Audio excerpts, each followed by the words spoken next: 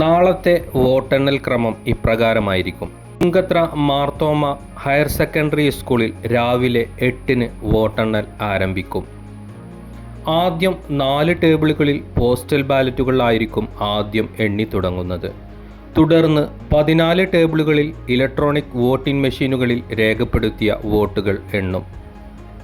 Electronic voting മെഷീനുകളിലെ voting എണ്ണുന്നതിന് 14 ടേബിളുകളും പോസ്റ്റൽ ബാലറ്റുകൾ എണ്ണുന്നതിന് 4-ഉം ETBBS പ്രീ കൗണ്ടിങ്ങിനായി 1 ടേബിളുമാണ് ക്രമീകരിച്ചിട്ടുള്ളത്.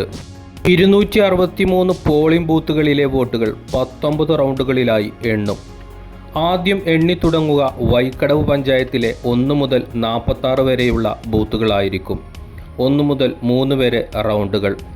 അത് കഴിഞ്ഞ് എണ്ണി തുടങ്ങുന്നത് മൂത്തേടം പഞ്ചായത്തിലെ 47 മുതൽ 70 വരെയുള്ള ബൂത്തുകൾ, 4 മുതൽ 5 വരെയുള്ള റൗണ്ടുകൾ.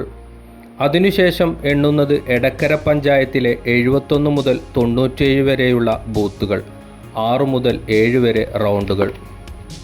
അതിനുശേഷം എണ്ണുന്നത് പോത്തുകല്ല് പഞ്ചായത്തിലെ 98 മുതൽ 126 വരെയുള്ള ബൂത്തുകളാണ്, 8 മുതൽ 9 വരെ റൗണ്ടുകൾ.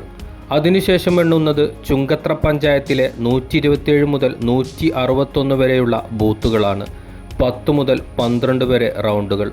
അതിനുശേഷം എണ്ണുന്നത് നിലമ്പൂർ മുനിസിപ്പാലിറ്റിയിലെ വോട്ടുകളാണ്, 162 മുതൽ 209 ബൂത്തുകളാണ്, 12 മുതൽ 14 വരെ റൗണ്ടുകൾ. അതിനുശേഷം എണ്ണുന്നത് കരുളായി പഞ്ചായത്തിലെ 210 മുതൽ 228 വരെയുള്ള ബൂത്തുകൾ, 15 മുതൽ 16 റൗണ്ടുകൾ. അതിനുശേഷം എണ്ണുന്നത് അമരമ്പലം പഞ്ചായത്തിലെ 229 മുതൽ 263 വരെയുള്ള ബൂത്തുകൾ, 17 മുതൽ 19 വരെയുള്ള റൗണ്ടുകൾ. ഇപ്രകാരമാണ് നാളത്തെ വോട്ടെണ്ണൽ ക്രമം. എല്ലാ സ്ഥാനാർത്ഥികൾക്കും നല്ലൊരു വിജയം ആശംസിച്ചുകൊണ്ട് ഈ വീഡിയോ ഇവിടെ വൈൻഡപ്പ് ചെയ്യുന്നു.